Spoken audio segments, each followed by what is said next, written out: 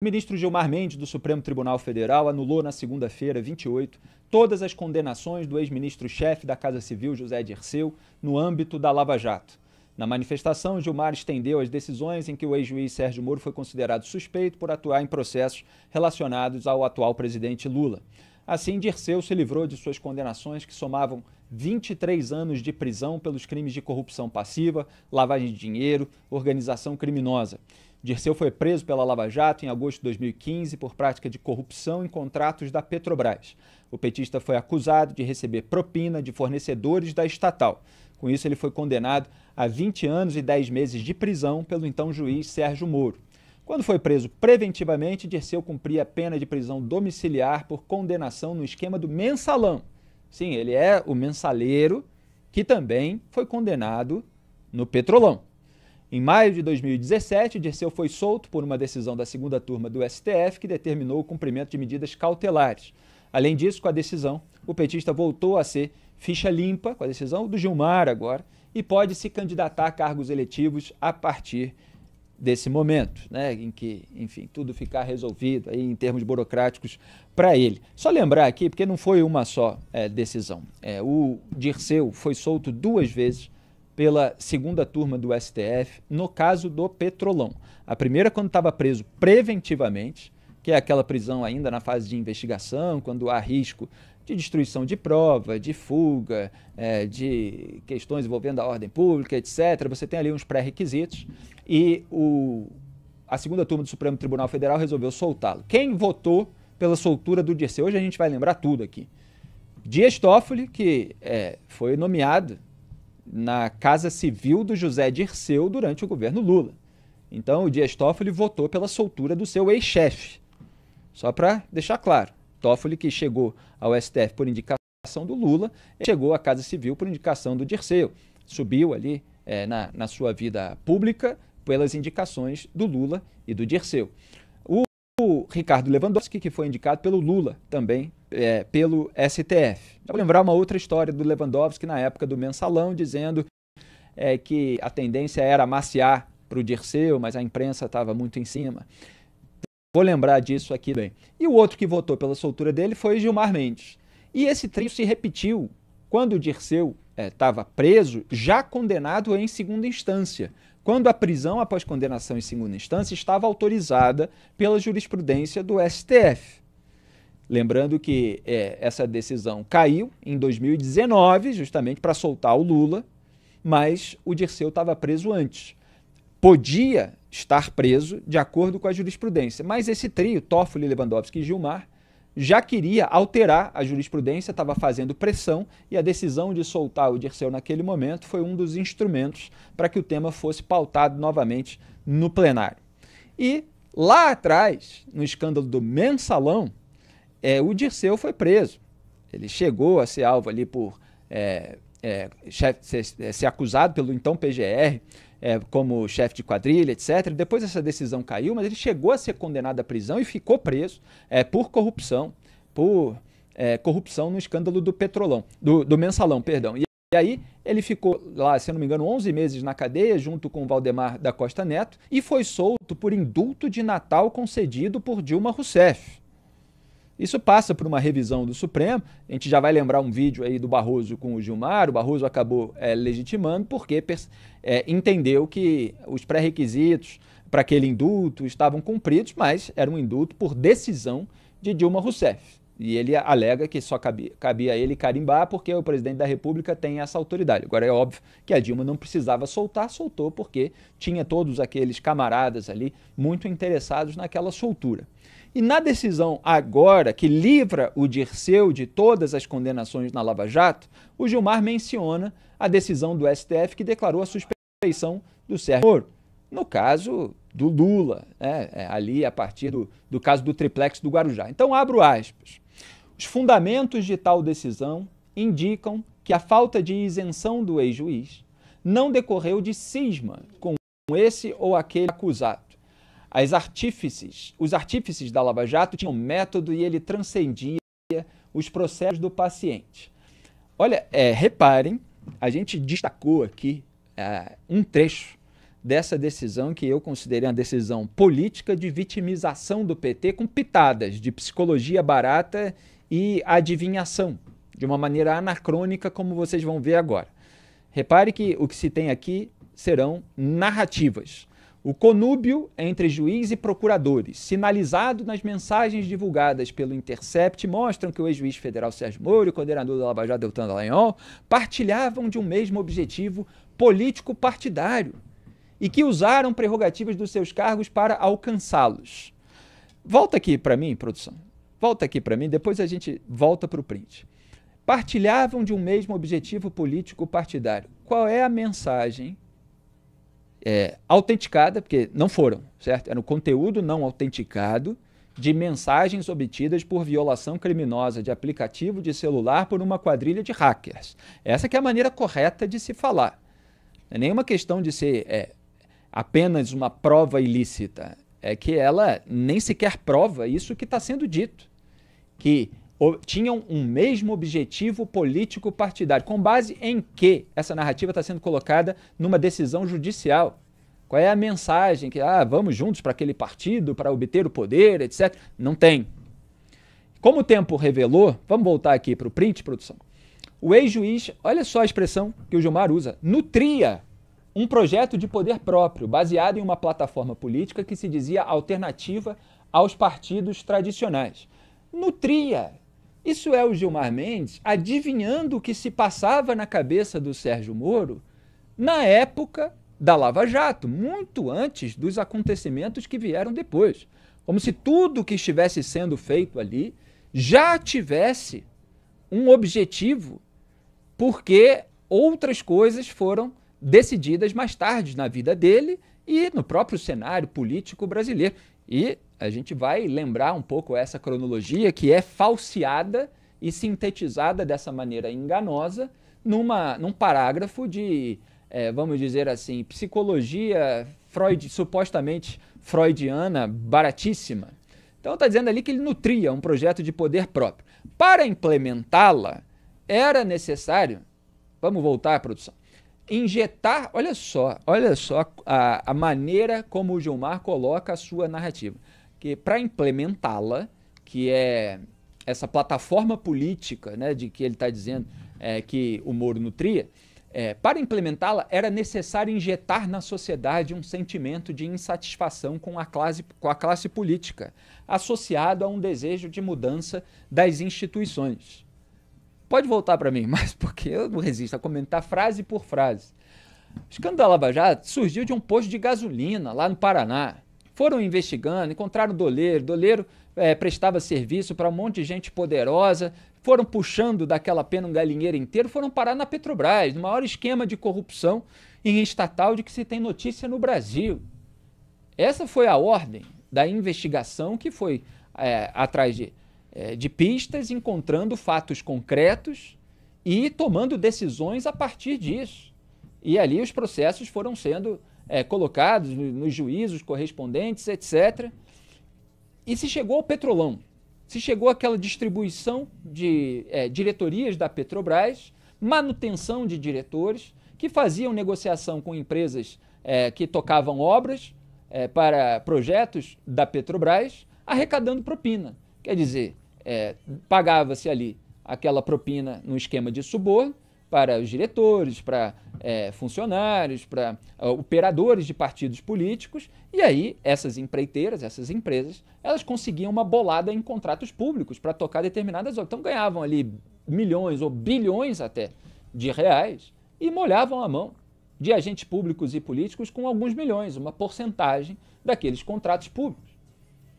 Agora, tudo virou uma grande teoria da conspiração. Não, porque o plano era esse. Era necessário injetar na sociedade um sentimento de insatisfação com a classe política. Eu não estou brincando, isso é a decisão de um ministro do Supremo Tribunal Federal. Isso não é um panfleto da Gleisi Hoffmann no Twitter, no X. Não é um discurso num DCE acadêmico de uma chapa de esquerda universitária. É a decisão de um ministro de uma Suprema Corte, que faz aí toda essa narrativa conspiratória. Era necessário injetar na sociedade um sentimento de satisfação com a classe política. Quer dizer, como se fosse assim tudo voltado contra a classe política e não contra aqueles que apareceram envolvidos nos fatos que foram sendo descobertos e que tinham a ver com um esquema de corrupção, de suborno, associado a um desejo de mudança das instituições. Pode voltar para o print, produção? Paralelamente, os artífices de semelhante projeto, vamos colocar na tela? Paralelamente, os artífices de semelhante projeto, não, o mesmo print que eu estava, ali no final, tem essa frase, não é esse não, produção, é o primeiro que a gente estava. Então, tá ali, tá certo, vocês estão vendo ali a página 9, ali um pouquinho mais para a direita tem o paralelamente. Os artífices de semelhante projeto pretendiam abandonar suas carreiras na magistratura e Ministério Público para se candidatarem a cargos públicos eletivos impulsionados pela fama conquistada, pela prisão e condenação de políticos que já àquela altura pretendiam manietar e depois substituir. Qual é a evidência de que já àquela altura, quando as provas sobre José Dirceu estavam sendo coletadas, eles já queriam substituir esses políticos na esfera política? Qual é a mensagem que mostra que eles pretendiam, na época do caso do José Dirceu, quando as provas estavam sendo coletadas, quando os juízes, acima da primeira instância, de segunda instância e até do Superior Tribunal de Justiça, estavam tomando decisões pela condenação do José Dirceu, de que se pretendia abandonar a carreira na magistratura? Quer dizer, houve decisões particulares tomadas por indivíduos anos depois, muito tempo depois, diante das novas circunstâncias que se impuseram, que eram, inclusive, a da impunidade, a da perseguição a investigadores e juízes, a da tentativa de minar aquilo que a Lava Jato tinha descoberto. É uma outra circunstância, mas se faz aí uma salada cronológica e se coloca aí toda essa teoria da conspiração de forma anacrônica. Não impressiona, para concluir, que o principal alvo dessa estratégia tenha sido o partido que em 2014, quando a Lava Jato ganhou as páginas dos jornais, ocupava o Palácio do Planalto, o Partido dos Trabalhadores. Fecha aspas. Que dó! Olha, o principal alvo dessa estratégia, a estratégia de... Como é que ele colocou dessa maneira conspiratória de injetar um sentimento de insatisfação na sociedade contra a classe política. Então, o PT, ele foi isso. O PT não tem nada a ver com esse negócio de esquema de corrupção, nesse raciocínio, que está lá num trecho da decisão. O PT, na verdade, ele foi o principal alvo de uma estratégia de injetar sentimento de insatisfação com a classe política. Coitadinho do PT. Nem parece aquele Gilmar. Vamos lembrar, produção? Não sei nem se eu estou pulando a ordem, mas vamos pegar a arte daquilo que o Gilmar falava antes de a Lava Jato atingir o Aécio Neves, antes de ela atingir membros do PSDB, que foi o partido do Fernando Henrique Cardoso, que colocou o Gilmar no Supremo Tribunal Federal. Então, antes da Lava Jato atingir o Aécio, principalmente ali com uma operação em maio de 2017, mas ele já vinha sendo investigado, o Gilmar tinha uma postura completamente diferente. E ele disse em entrevista, que está em vídeo, a gente só não pode mostrar aqui, questão de direito, de vídeo, etc., mas se vocês procurarem no Google, vocês vão encontrar, de uma outra emissora de TV. O Gilmar estava ali falando no microfone. A Lava Jato estragou tudo. E ele não estava falando disso de uma maneira crítica, não. Estava falando disso e estragou o plano dessa classe política aí, em nome da qual ele fala agora. E, na verdade, se referindo aos alvos, não dessa maneira genérica a toda uma categoria. Evidente que a Lava Jato não estava nos planos, porque o plano era perfeito, mas não combinaram com os russos. O plano daqueles que estavam envolvidos num escândalo de corrupção. Continua.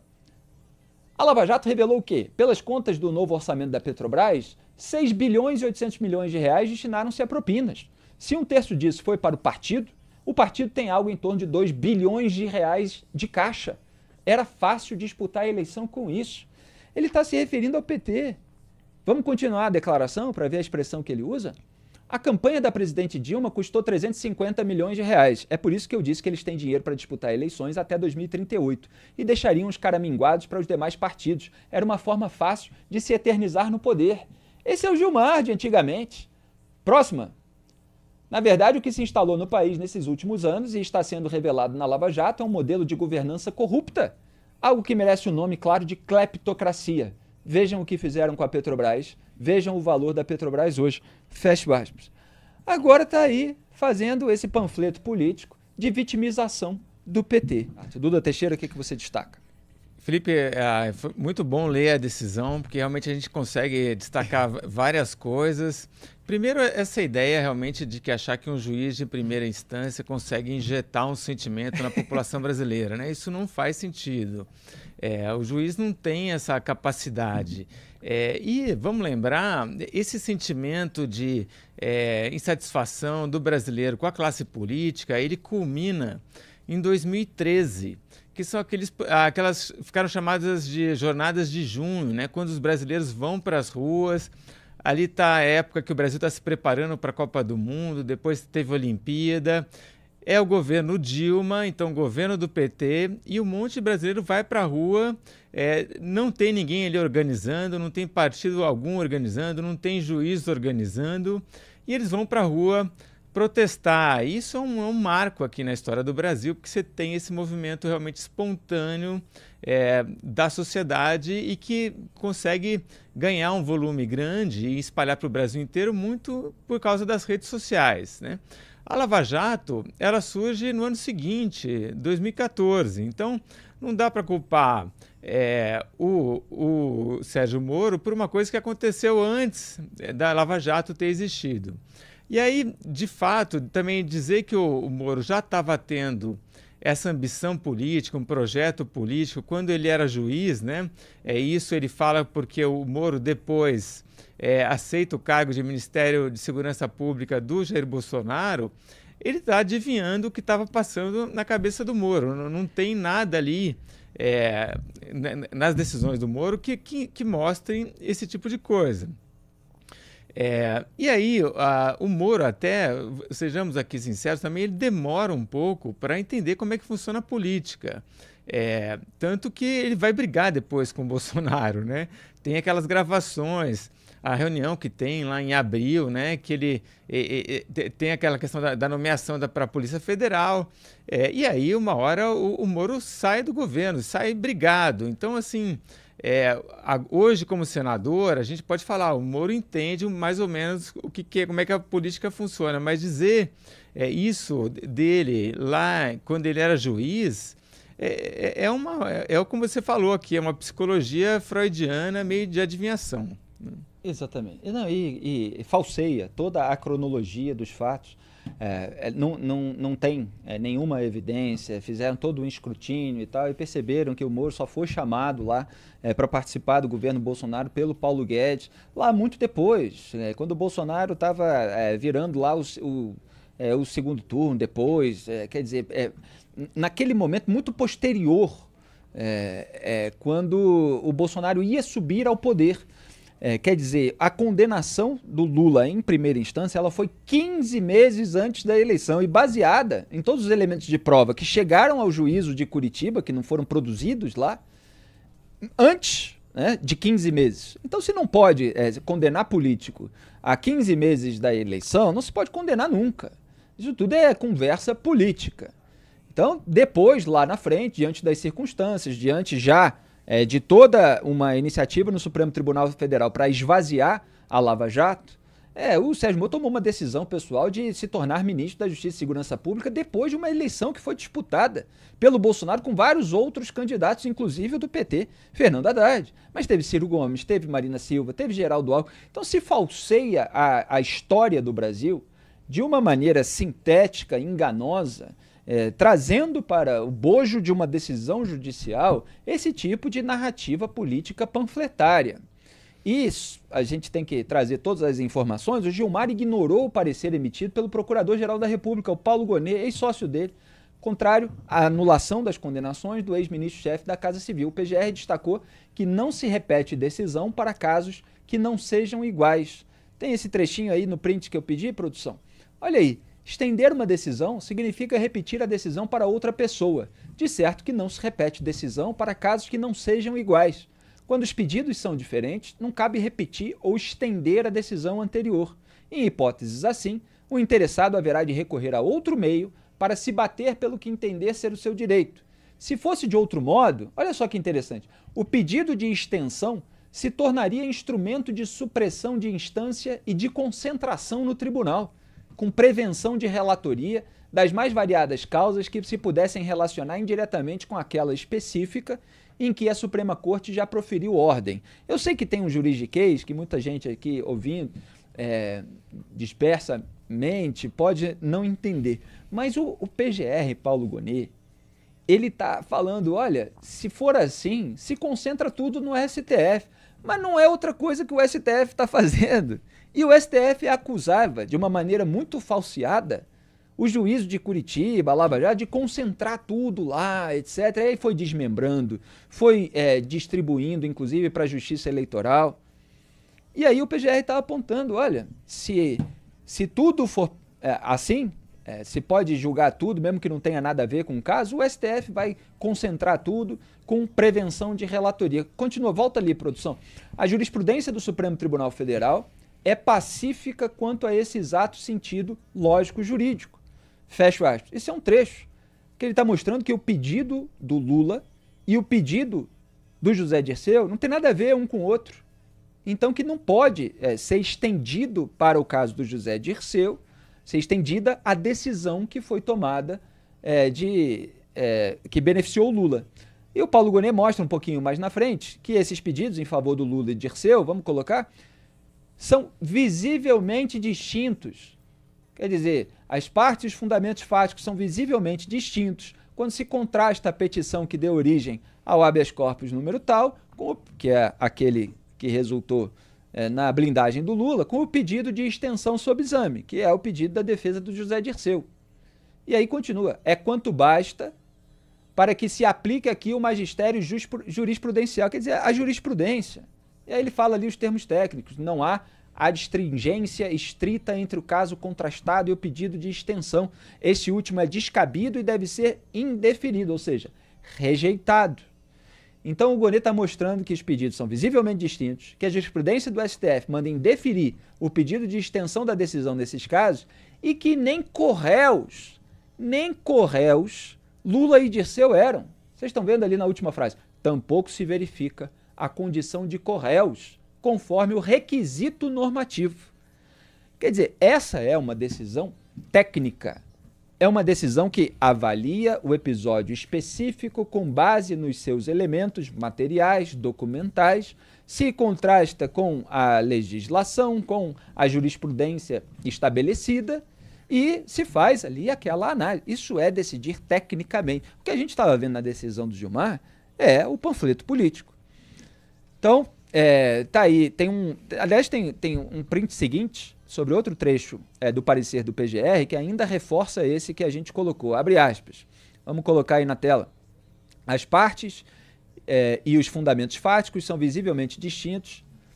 Não, esse na verdade já foi. Eu que estava achando que tinha mais um, mas me parece que esse é o segundo, né? A gente já tinha mostrado o trechinho do primeiro, então tá aí, o PGR reforçando que, sob o ponto de vista legal, isso aí não faz qualquer sentido, mas o Gilmar Mendes não estava nem aí. Ele foi e tratorou Duda Teixeira. Felipe, tentando aqui explicar essa situação, tirando o juridiquês, imagina ali que 5 pessoas foram acusadas e condenadas por roubar um banco. E aí depois uma delas é inocentado porque se prova que ninguém entrou no banco, nenhum dinheiro do banco foi retirado e essa pessoa estava, sei lá, em outro país. Que não é o caso, tá? Porque ali a pessoa foi blindada por manobras processuais, né? Não por uma análise de provas que tenha resultado numa declaração de inocência. Mas voltando então ao meu exemplo, os outros 4 são corréus, eles podem pedir uma extensão da decisão que inocentou aquele outro, porque ninguém entrou no banco e ninguém tirou dinheiro do banco. Então estamos falando do mesmo crime. Exato. Aqui é interessante essa manifestação do PGR, porque ele diz ali exatamente qual que é o crime pelo qual o Lula foi condenado, que é a história do triplex do Guarujá. o Lula ali foi acusado e condenado nas 3 instâncias por ter supostamente recebido dinheiro da empreiteira OAS. O apartamento ficou no nome do Lula e toda a reforma foi paga com dinheiro da própria empreiteira. Nesse processo, o Dirceu não aparece, né? O Dirceu vai aparecer depois em outros casos que estão ligados à Lava Jato, mas um ali é um dinheiro que a Petrobras contratou a Engevix, e a Engevix depois passa esse dinheiro para o José Dirceu e para essa organização que o José Dirceu comandava. E um outro tem uma empresa também que faz contrato com a Petrobras, que é a Apollo Tubulares, alguma coisa assim.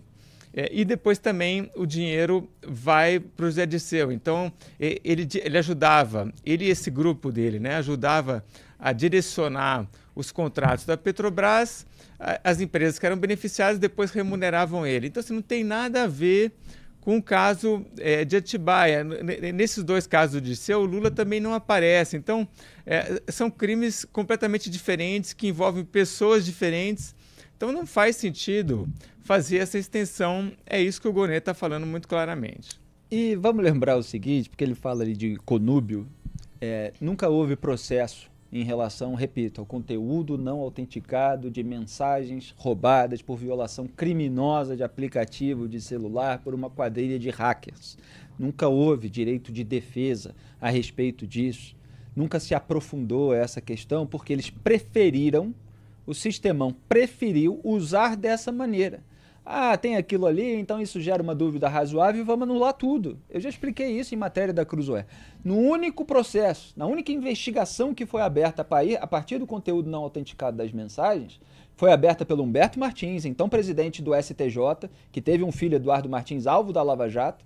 Ela teve de ser arquivada pelo próprio Humberto Martins, porque não se encontrou aquilo que eles imaginavam a partir das ilações que fazem sobre o conteúdo das mensagens.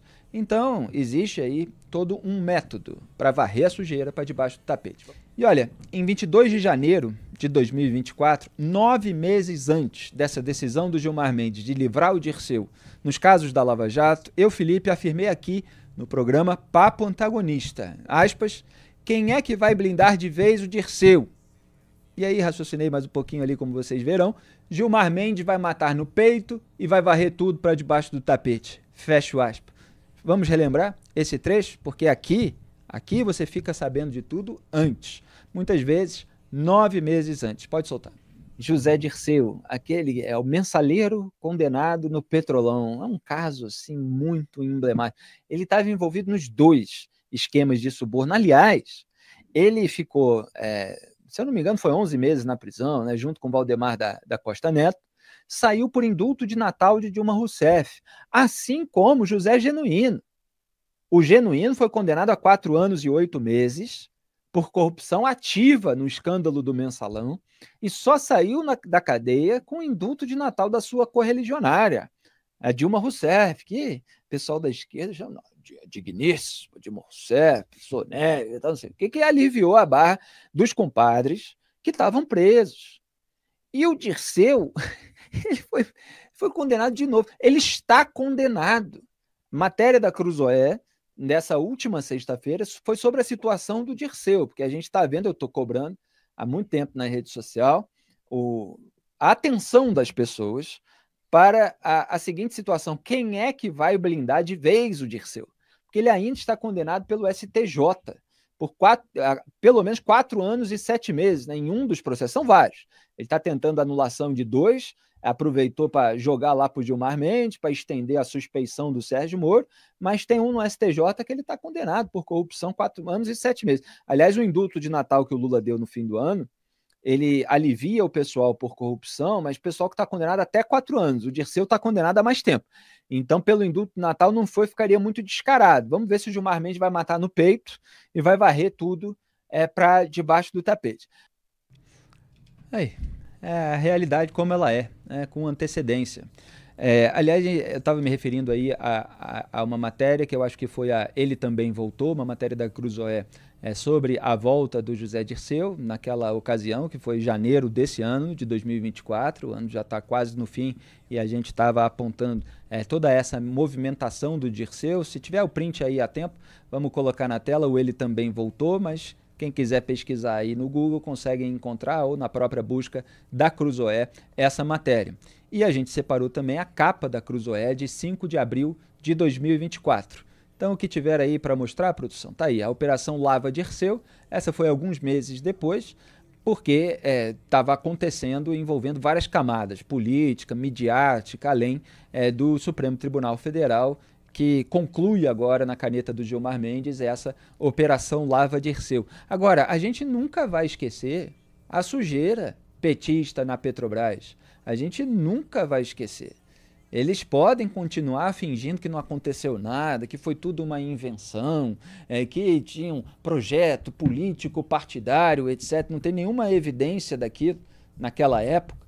Eles podem pegar aqui trechos do futuro, misturar com o passado, e tirar as relações de causa e consequência, mas a gente sabe.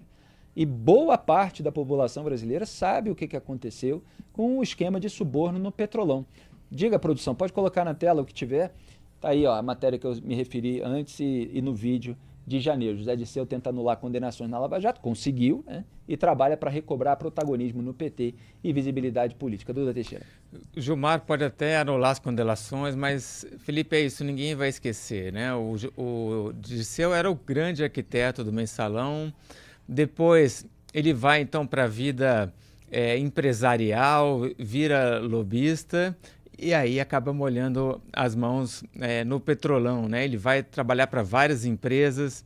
Nessa época também ele vai para o Peru, né? A gente tem vídeos em que ele aparece ali falando, não, vamos fazer ali, a gente traz aqui as empreiteiras e tal. A gente sabe tudo no que deu isso.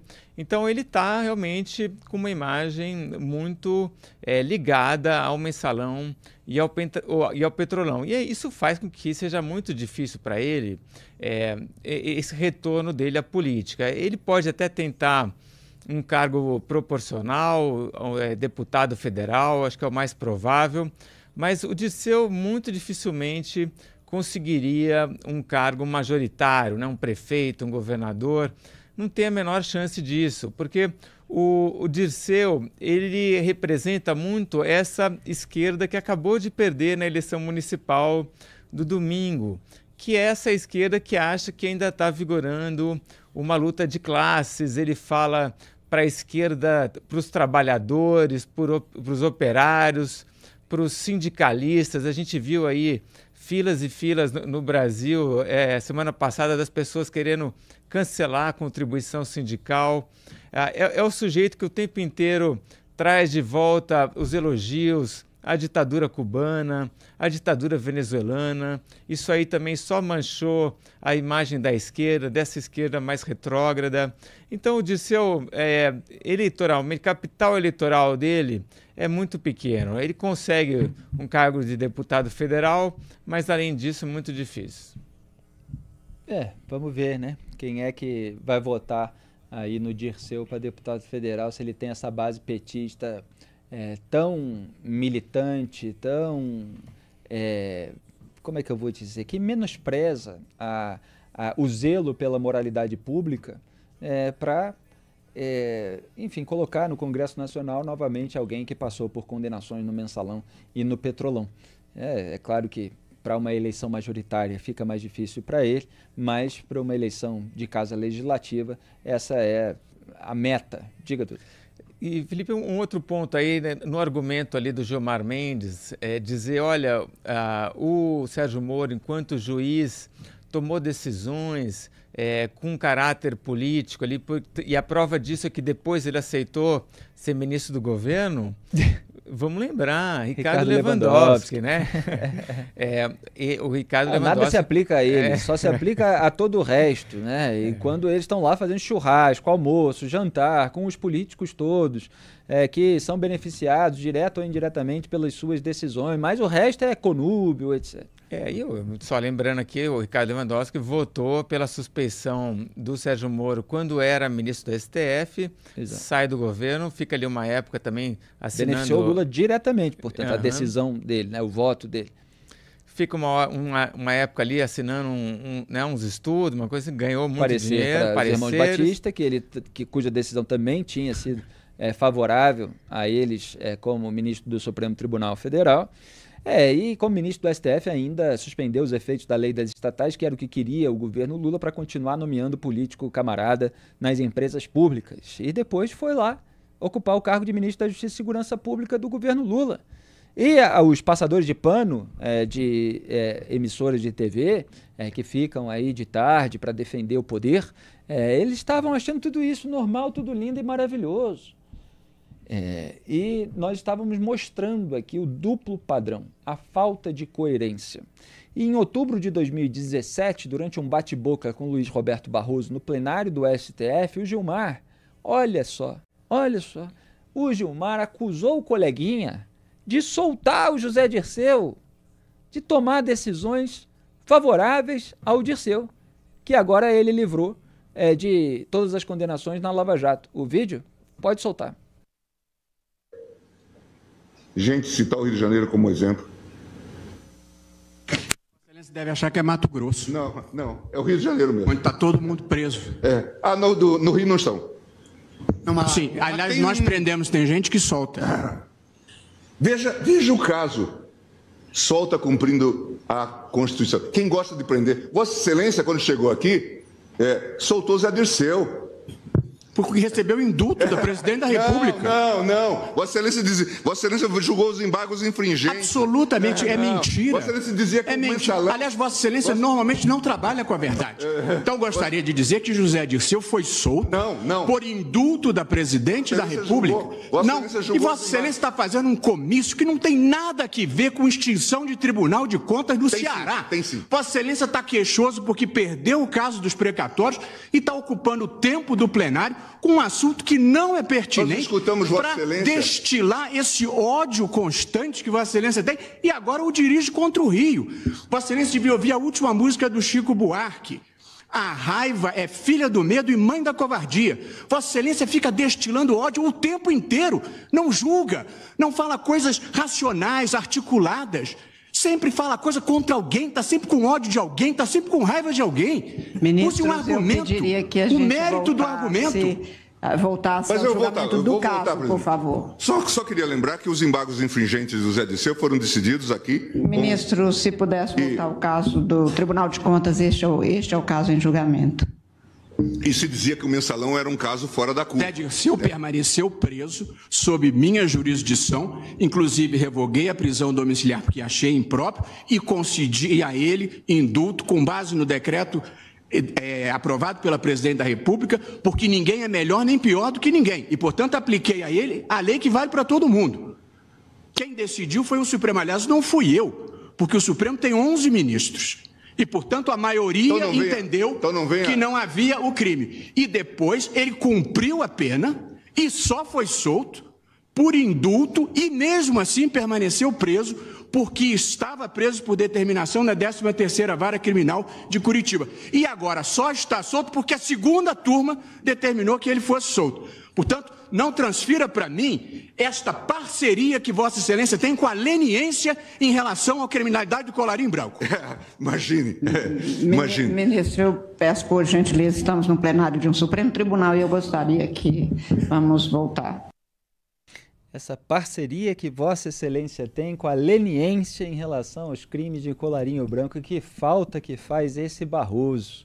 Bem diferente do Barroso corporativista como presidente do STF, mas pelo menos deixou alguns bons registros históricos. Gilmar o acusando de soltar o Dirceu, agora o Gilmar livrou o Dirceu completamente. A gente assistiu no fim do último bloco o embate histórico, épico, entre Luiz Roberto Barroso e Gilmar Mendes, e o Barroso, naquilo que ele falou a respeito do indulto de Natal de Dilma Rousseff, é perfeitamente legítimo, defensável. É claro que eu sou crítico do indulto de Natal da Dilma, no entanto, existe essa atribuição à presidente de estabelecer o indulto dentro de determinadas regras, que tem uma margem ali, e o Barroso, como alguém que foi olhar, se estava dentro dessa margem, que existe com a atribuição presidencial, ele falou, olha, não tem nada que eu possa fazer. Agora, o Gilmar, como o Barroso bem falou, ao citar a segunda turma que tinha soltado o José Dirceu, votou pela soltura do José Dirceu na segunda turma. Meu, quer dizer, como é que se tem a cara de pau de acusar o coleguinha de ter soltado o Dirceu, quando ele próprio fez isso? Ele, Toffoli e Lewandowski, na segunda turma. 2 vezes.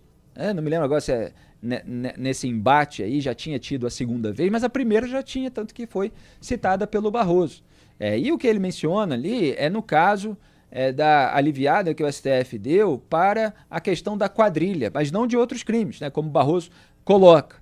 Então, ele foi condenado por corrupção e cumpriu pena na cadeia até o indulto de Natal da Dilma. Isso no caso do Mensalão, que foi a compra de apoio parlamentar com dinheiro sujo, desviado ali, daquela relação de agência de publicidade com banco, para o bolso dos parlamentares, para votarem a favor dos projetos do governo Lula, o maior beneficiário político do esquema, e que, no entanto, ficou de fora do banco dos réus. Duda Teixeira. E o indulto presidencial, então, o Barroso argumenta ali, né? Se o presidente deu o indulto, está seguindo as regras, tem que dar, né? E vale para todo mundo quando o indulto cumpre as regras. E lembrando que depois o Jair Bolsonaro dá um indulto ao Daniel Silveira, né?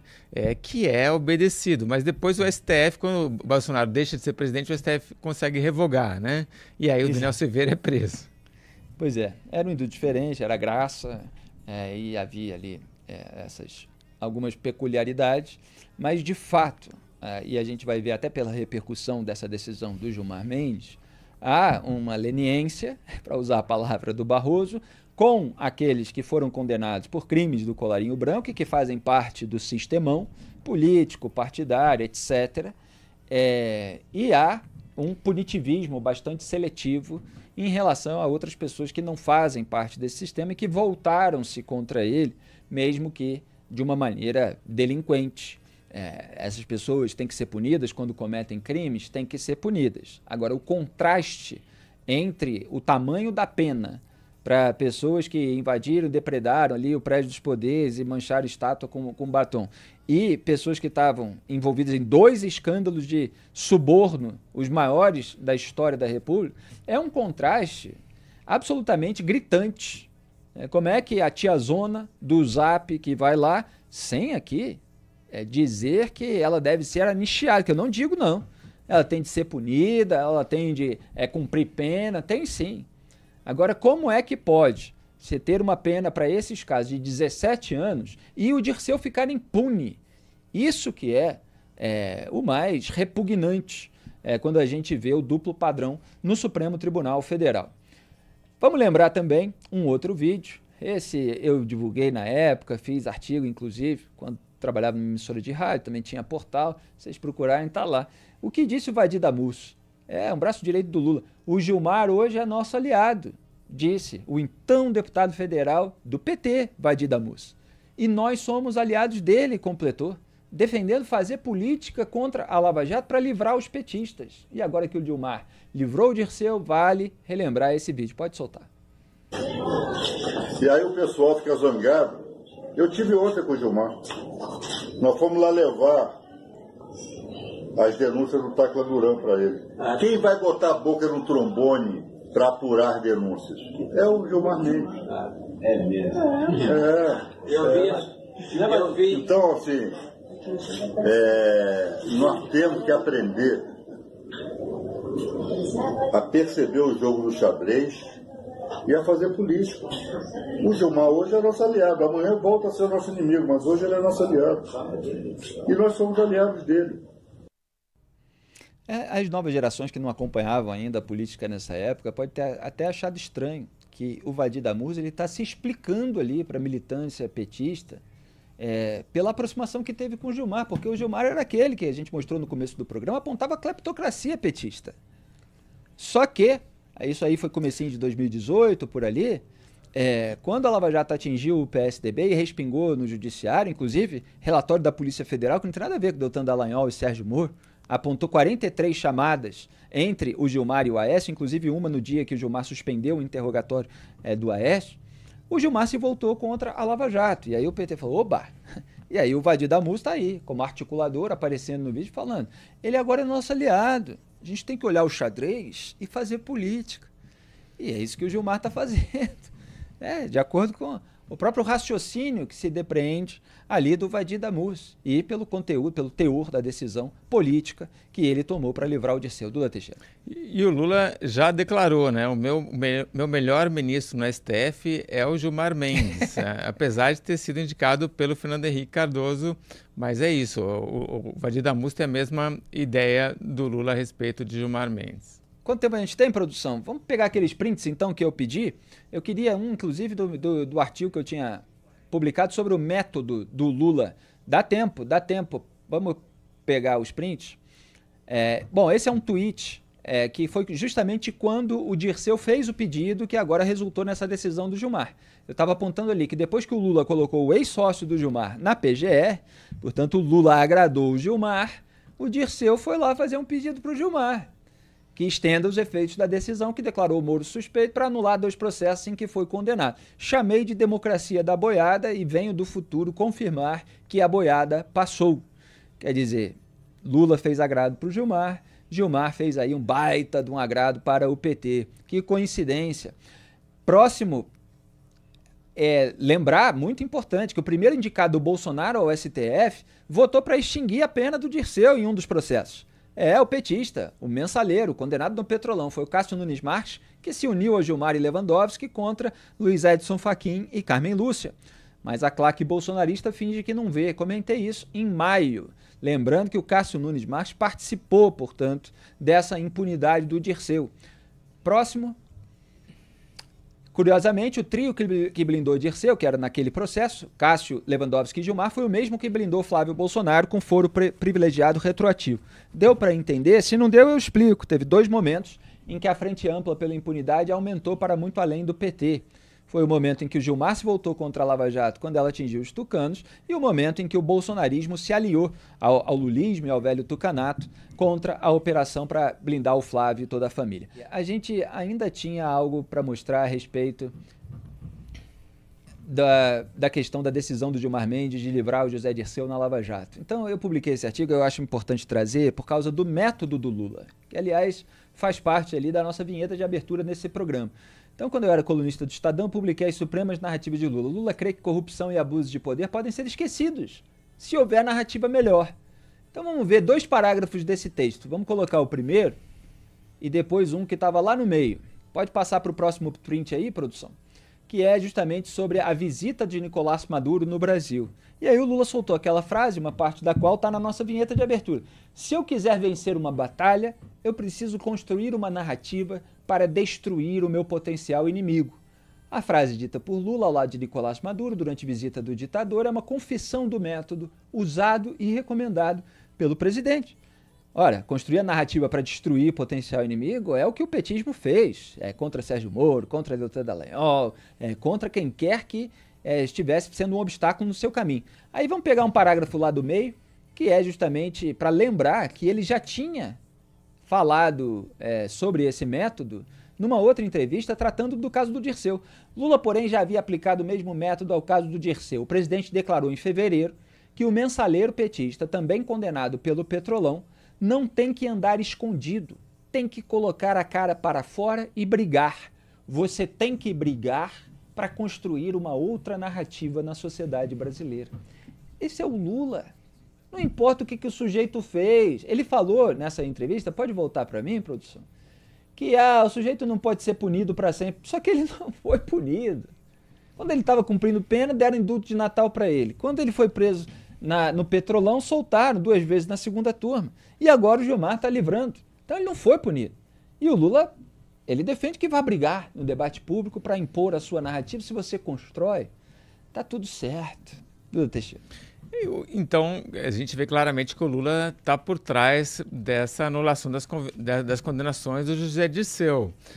E a narrativa que o Lula estava ventilando, a gente o Gilmar Mendes fala a mesma narrativa, o Dias Toffoli fala a mesma narrativa, o José Dirceu fala a mesma narrativa, que é essa história de que teve um conluio na Lava Jato, o Sérgio Moro estaria atuando por questões políticas, e aí tudo que o Moro decidiu, condenou, é injusto e os fatos não existiram, né? Então, é a mesma narrativa e a gente vê que tem uma concertação, né? São várias pessoas repetindo a mesma história para tentar, nesse caso, esconder a realidade.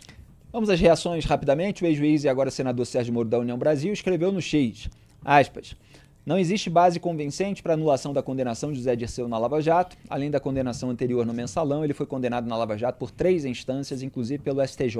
Segundo esses julgados, há prova documental do pagamento de suborno oriundo de contratos da Petrobras.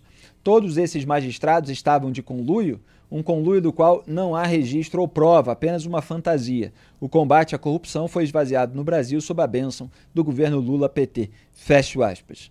Repito, o Dirceu foi condenado não só em primeira instância, mas em segunda, no STJ. Essas pessoas, esses juízes, que as pessoas nem sabem qual é o nome, eles analisaram as provas, eles viram a materialidade e eles condenaram pelo esquema do suborno. O resto é tudo narrativa retórica. Não, mas o juiz de primeira instância suspeita. Então houve uma contaminação. Eles falam assim, contaminação, que aí a pessoa pensa assim, não, então as provas originais foram manipuladas. Não existe isso das provas originais terem sido manipuladas. Eles simplesmente declararam que elas não valiam. Elas foram todas analisadas, elas eram originais, correspondentes aos atos daquela época, etc. E essa análise gerou a condenação. O deputado cassado e ex-procurador da Lava Jato, Deltan Dallagnol, também se pronunciou, aspas, o ministro Gilmar Mendes, sempre ele, anulou todas as condenações de José Dirceu na Lava Jato, além de todos os atos processuais assinados pelo ex-juiz Sérgio Moro em relação a Dirceu. Com isso, Dirceu deixa de ser ficha suja e já pode voltar a se candidatar a deputado federal pelo PT em 2026, como o próprio Dirceu já deixou claro ser seu plano em várias entrevistas. Dirceu tinha uma condenação pendente por ter recebido propina da empreiteira Engevix no esquema de corrupção na Petrobras revelado pela Lava Jato. A pena definida pelo STJ em 2022 era de 27 anos de prisão. Dirceu está agora livre, leve e solto. Enquanto Dirceu retoma seus direitos políticos e é blindado por Gilmar Mendes, a cabeleireira Débora Rodrigues, mãe de 2 crianças pequenas, segue presa por ordem de Alexandre de Moraes, que considera que ela tentou dar um golpe de Estado ao escrever "Perdeu Mané" com batom na estátua do Supremo. Débora tem direito a responder em liberdade por ter filhos pequenos, como reconhecido pelo próprio Supremo, mas segue presa há mais de 1 ano.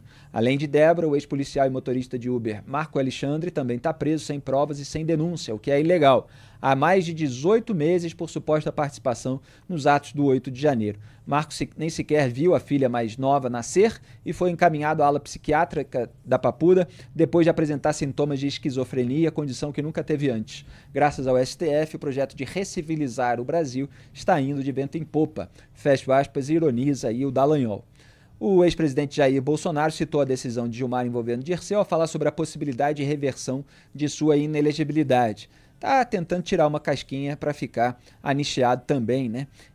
Porque tem essa proximidade aí da impunidade com a anistia. Vamos soltar o vídeo do Bolsonaro falando do Dirceu. Esse vídeo foi feito pela nossa repórter em Brasília, Débora Sena. Nós podemos passar por aqui, decisão do Supremo. Não transitou em julgado ainda. Não transitou em julgado. Eu posso requerer minha candidatura lá na frente. O primeiro passo é do TSE. Tudo pode acontecer. Não quero me comparar com outros aí até hoje. Fiquei sabendo aqui pela imprensa que o Zé Dirceu está livre de tudo. O mentor de tudo o que é de errado no Brasil. Não só no tocante à corrupção, mas o Zé Dirceu. Ele está elegível, ele pode ser candidato, ele pode ser deputado federal em 27. Tá aí o Bolsonaro, que contribuiu para a Frente Ampla pela Impunidade, tentando se limpar na sujeira petista e, obviamente, nos protetores dessa turma no Supremo Tribunal Federal.